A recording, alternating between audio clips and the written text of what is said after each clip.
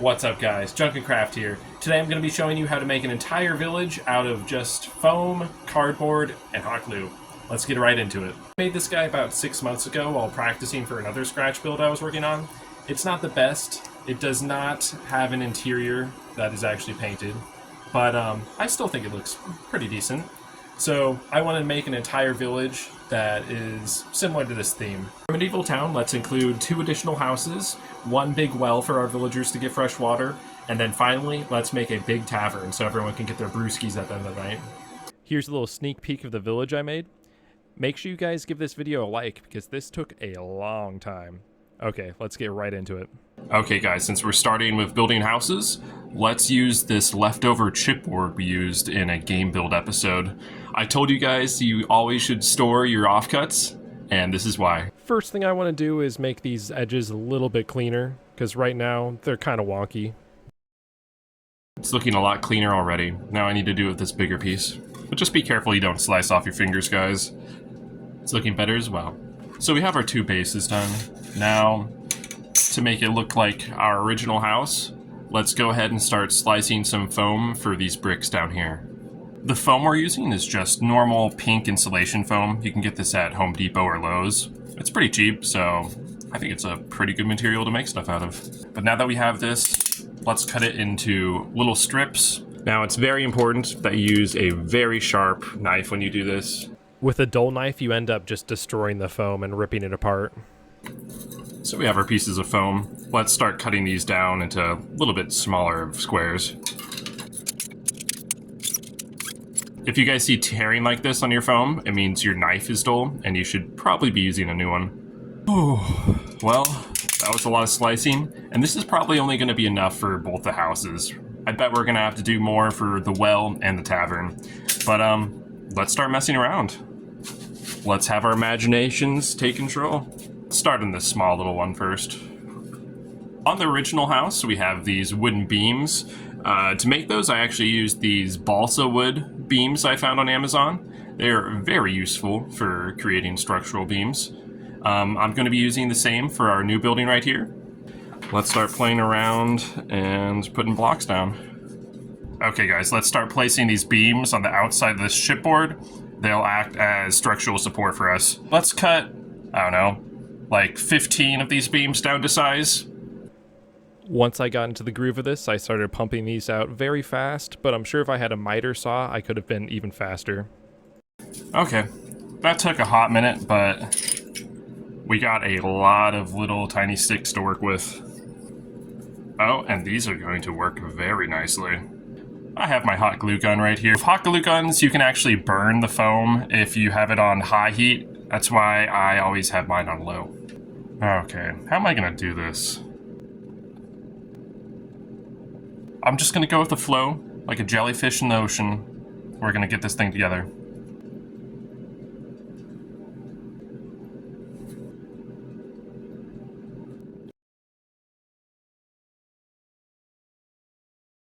And then I'll place a beam of wood on top. Not too bad.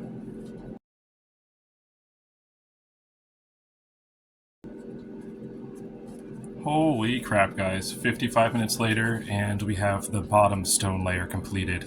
Now, let's move on to cardboard and get some paneling for the house. But we're looking good so far. Might have to straighten up a few of these beams, but it shouldn't be a problem. When you're working on the framing of the house, always try to spice it up a little bit with a few diagonal beams. It makes it look way better. Okay, now that we've finished all the beams, it's time to bring out the cardboard. Our house gets a lot of chewy, so I just use this for crafting. It's pretty cool to recycle. Let's start using the cardboard to fill in these side panels. What I'm doing here is just eyeballing where the beams are, using a pencil, marking them, and then I'll go and slice this with a box cutter.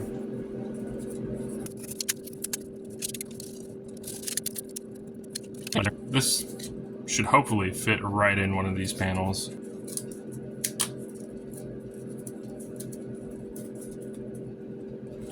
There we go. Now we just have to fill in everything else. This might take a while. Okay guys, I finished all the sides. Not too many gaps. We're looking very nice. Now, I want to actually add a separate room inside the building. There we go, guys. There's the wall. I like the way that looks. It's super cool. Could have barrels back there, chests. I guess we should get this guy a roof now. So for the roof, I'm going to do it actually the same exact way as I did with this other one right here. To make our roof, we're going to be using a piece of chipboard and slicing it about halfway and then bending it to get the perfect shape. You guys see how this bends? This is the perfect shape for a roof. Now let's see if it fits on our structure we made. Now that looks so much better. Let's get started on the shingles. For this guy, I sliced up a bunch of little strips of Lucky Charms cereal box. Now for these shingles, I'm going to be using a Reese's Puff box. Let's trace our roof so we can slice out segments to act as shingles. I like to add a little bit of extra hanging off on each side. So now with this, let's just do, I don't know, like inch-long strips of this.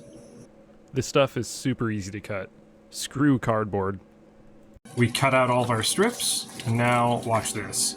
So we want to cut about halfway into it a bunch of times, going all the way down. It's okay if they're not all the same. It really doesn't matter, because we're trying to represent kind of like a straw roof or like old-timey shingles. So now, watch this. We are going to glue that right here, and then we are going to bend these in different directions. Not gonna lie, your fingers may get a little bit sore on this part. Okay guys, since we're done with the first house and it's looking very nice, let's move on to the second one. For this house, I don't actually want to use any stones, or foam, so I want to do the whole thing out of just the balsa wood beams and cardboard. Let's get these guys glued into position. I didn't want house number 2 to be super cubey and Minecraft looking like house number 1, so I added a lot of angles and I made it way thinner than the original one. Let's get started paneling this with just slices of cardboard. On house number 2, I decided to actually slice into the walls to make the windows instead of using beams and kind of make a frame. Okay guys, the last thing I want to do is add a second floor. To do that, I'm going to cut up a piece of chipboard and I'll drop it down there. I attached these little tiny nubs earlier, so it'll give 4 places for the chipboard to rest. It should be pretty easy to install. Now let's just get this sized up and I'll drop it in. It's looking like a pretty good fit. I'll have to add a ladder there. To create our miniature ladder, I'm going to be using these coffee stir sticks. These things are pretty awesome for crafting. Here's our little stir stick ladder. Let's attach it to the building now.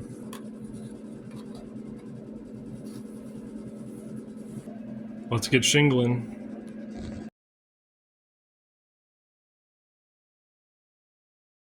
Okay guys, now let's add a wooden rim around the windows here.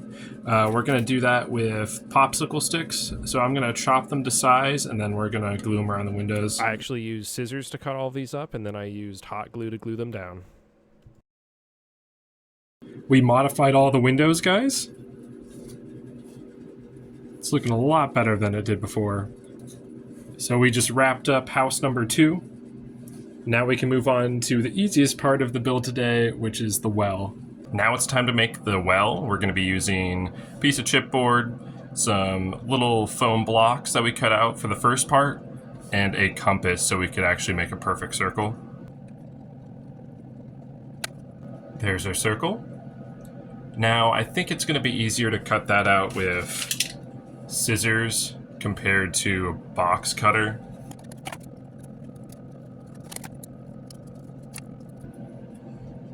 Cut out our circle. Not looking half bad.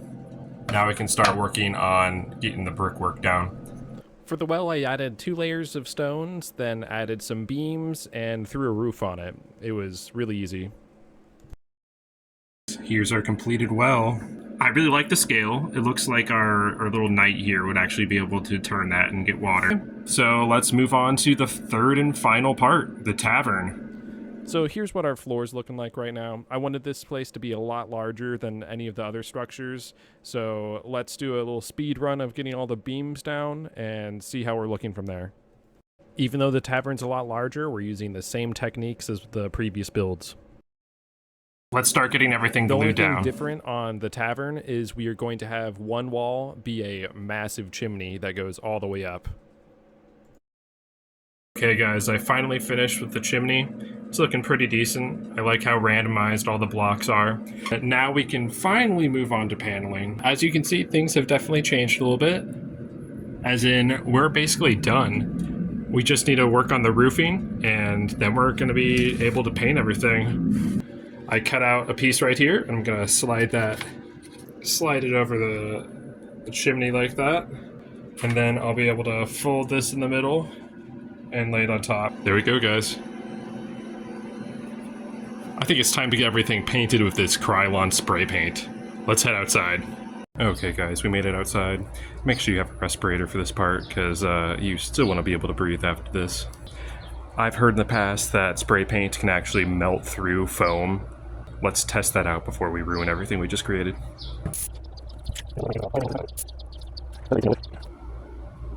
Looks like it's melting it away So a we little don't bit. destroy everything we just worked hard on. I'm going to be spraying everything at about 8 inches away. This should hopefully keep the propellant in the actual spray paint from damaging the foam.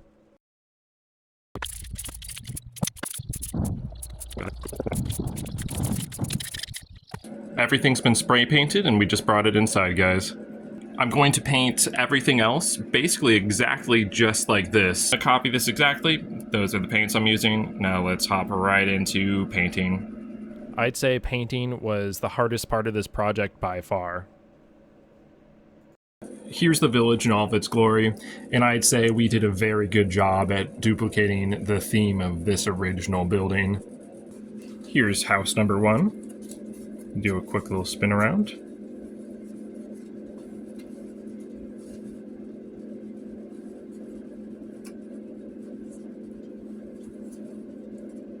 Here's house number 2.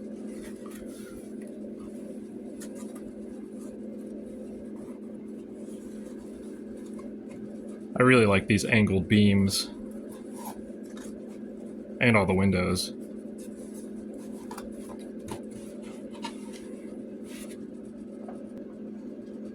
Here's the smallest part of the build, our tiny little well. And finally, we have our tavern. And this guy is absolutely gigantic. It's gonna be hard to store this guy. I love our chimney. The 2 large entrances are also a very nice touch. You know, we need people coming in and coming out quickly. And I love this second story area right here. It's very cool. Okay guys, that's how I scratch built my medieval town. I hope somebody learned something from this. And if you liked the video, make sure you hit that like button. I'll see you in the next one. Peace out.